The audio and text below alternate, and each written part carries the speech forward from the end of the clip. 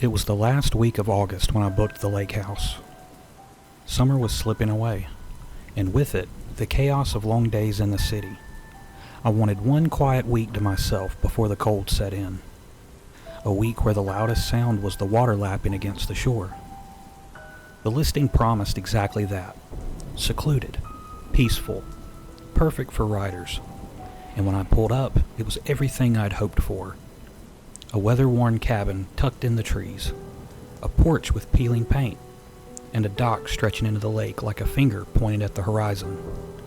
The air still held the warmth of summer, but the evenings carried a chill.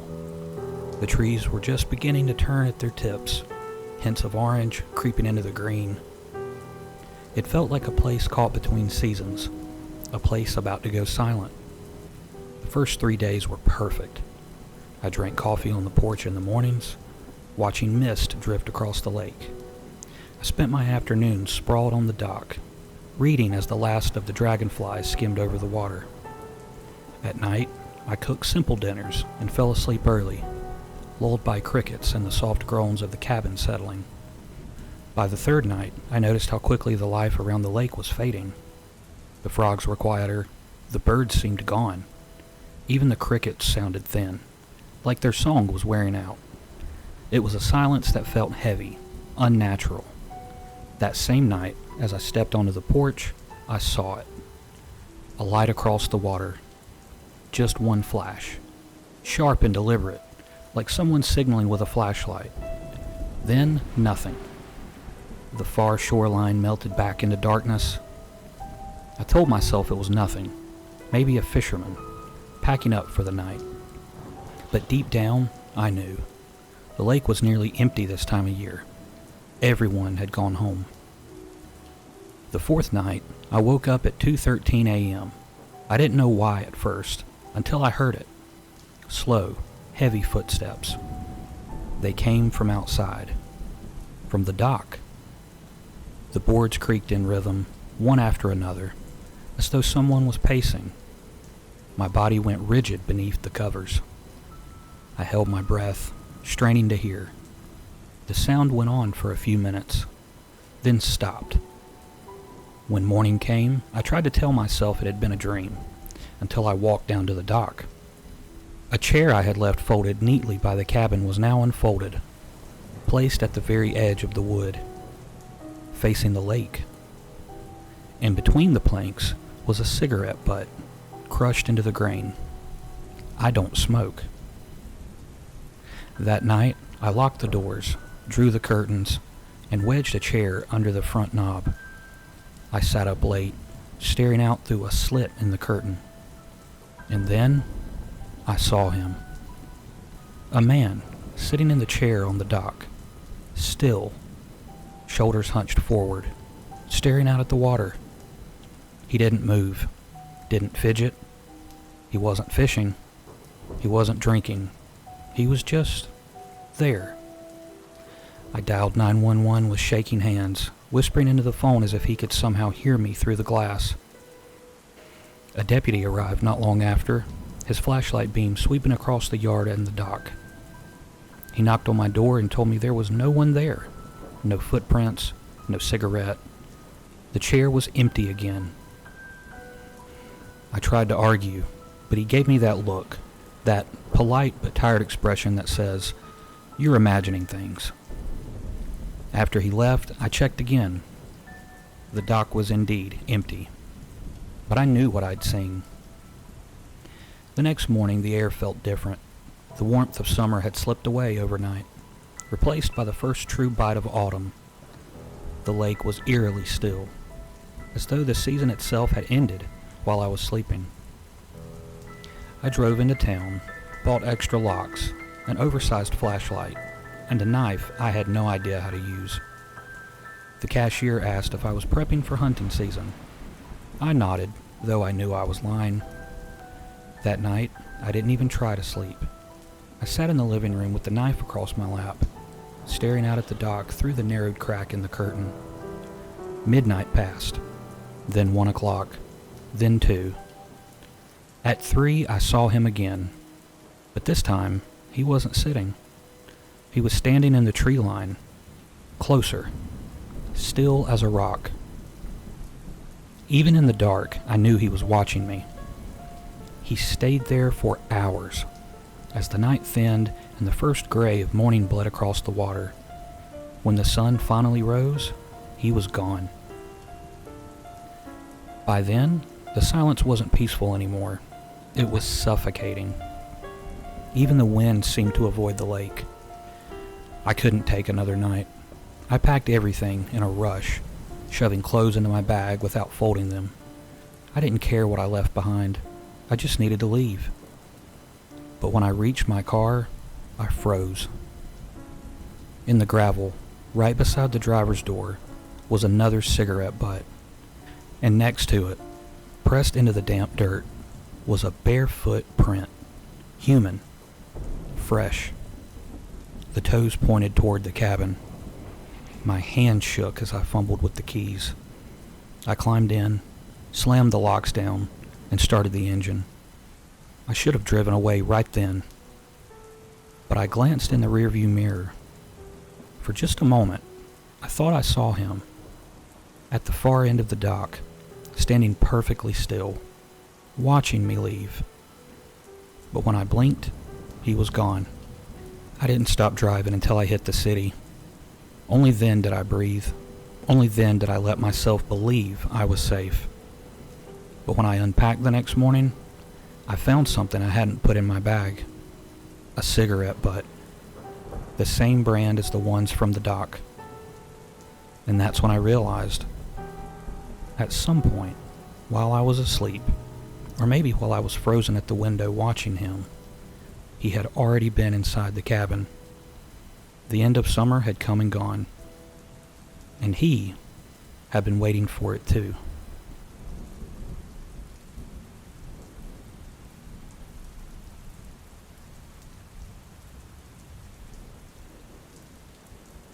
The last weekend of summer is supposed to feel bittersweet. One last swim, one last bonfire, one last beer on the dock before the leaves start to turn. That's what I had in mind when Greg invited me to his family's lake house.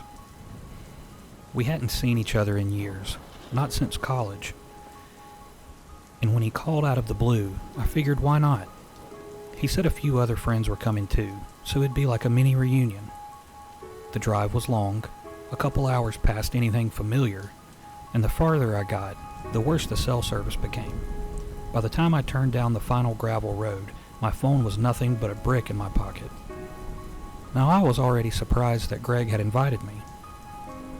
There was a brief period in college where Greg had a bit of a jealous streak when it came to myself.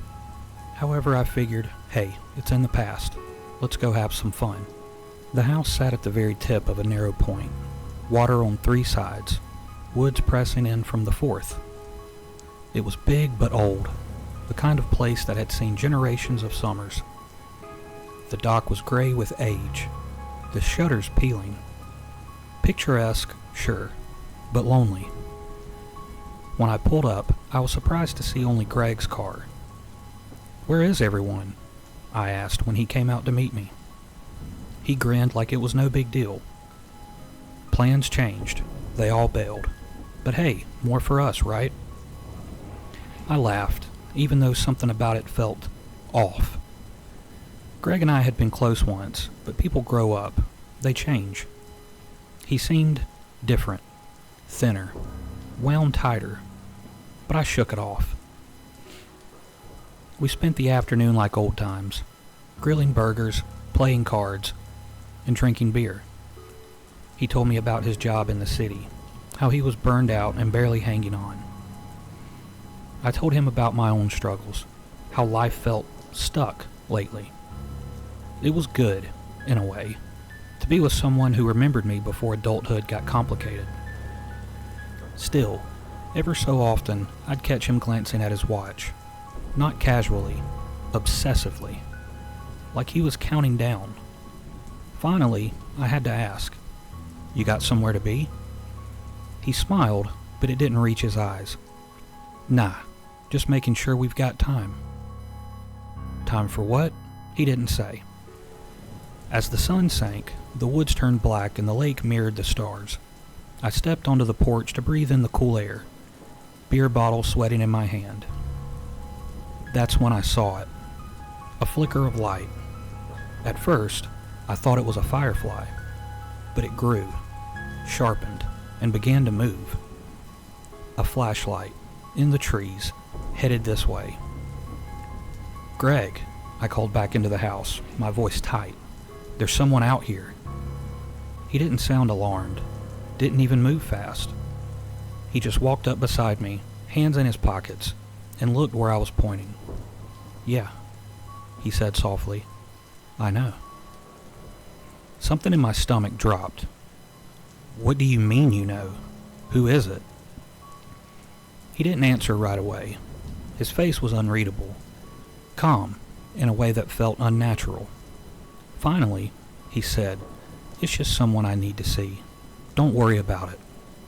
But I was worried. More than worried. Every hair on my arms was standing up. The light was steady, purposeful, cutting through the trees. Whoever held it wasn't wandering. They were coming here. "Greg, who is that?" I demanded. He turned to me then, and the way he smiled made my skin crawl. "Relax. They're not here for me." The words lodged in my throat. "What do you mean not for you? Then who?" The light broke from the trees. It wasn't far now. 50 feet? Maybe less. I could hear leaves crunching underfoot. I backed up, heart racing. "Greg, if this is some kind of joke..." "It's not a joke," he said. "It's just something I had to do." He stepped toward the door and held it open, like he was welcoming whoever it was inside. My whole body screamed to run. I bolted. I didn't even think. I tore through the house, grabbed my bag, and sprinted for the car. My keys were in my pocket, thank God. I fumbled with them as I jumped in, heart hammering, and slammed the locks down. As I reversed, gravel spraying, I looked back once. Just once. The flashlight beam had reached the porch. Greg was still standing there, door wide and waiting. The figure holding the light didn't rush, didn't shout. They just raised the beam, shining it briefly across the yard, and though I couldn't see their face, I felt it. They were looking for me. I floored it, the house shrinking in the rear view, trees whipping by. When I finally reached the highway, my chest ached from holding my breath. I didn't stop driving until I was miles away, and even then, I pulled into a gas station just to sit under fluorescent lights to be around people. My hand shook so badly I could barely hold a cup of coffee. I never called Greg after that. He never called me either. 1 month later, though, curiosity got the better of me. I searched his name online. There was nothing recent. No social media posts, no updates, just a small article buried in local news. Body found near lakefront property. Man in his 30s. No signs of foul play. The picture was grainy, but it was him. Greg. And the thing that still keeps me up at night? The article mentioned the house at the point had been vacant for years. No utilities, no furniture, no sign anyone had lived there at all.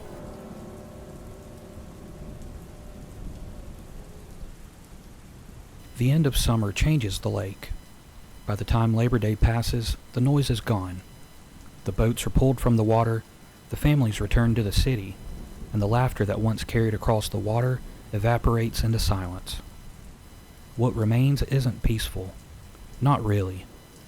It's heavier, like the lake itself is holding its breath. That's why I thought it would be the perfect place to reset. My family warned me not to go alone, but I reminded them swiftly that I'm not a little girl anymore. I can take care of myself. I rented cabin 6 for the long weekend. Just me. No friends, no family. I told everyone I needed quiet, but the truth was, I needed to be alone. My life had been fraying at the edges for months. Work, relationships, the constant feeling of being watched, even in a crowd. I figured a few days without email or traffic or conversations would untangle me.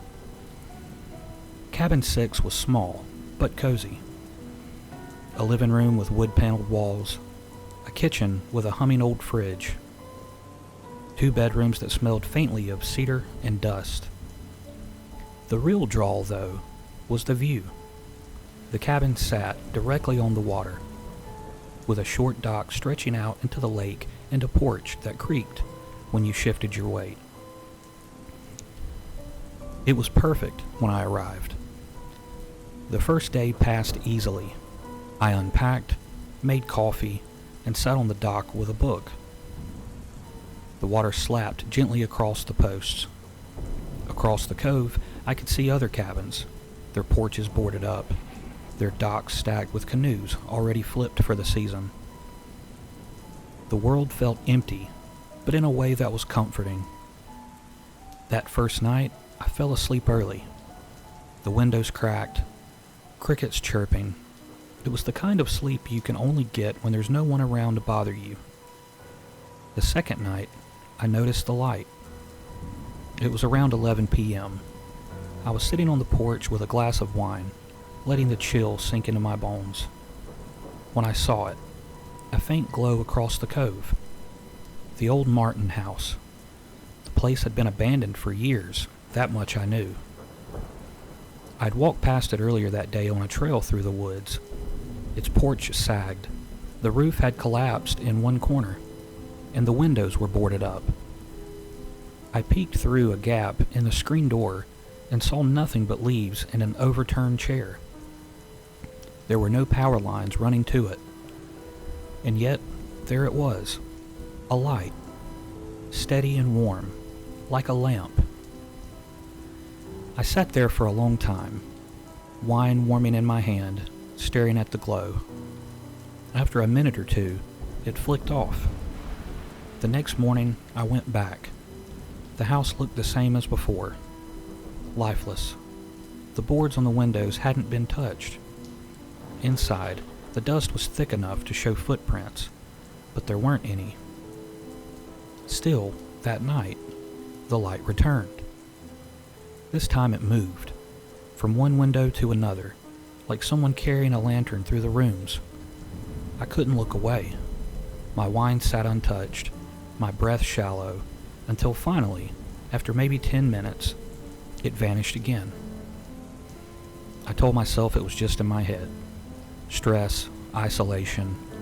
The brain can trick you when you're isolated. On the third night, I tried to ignore it. I made dinner, read a book, even played music on my phone to drown out the silence. But when I went to brush my teeth, something in the mirror caught my eye.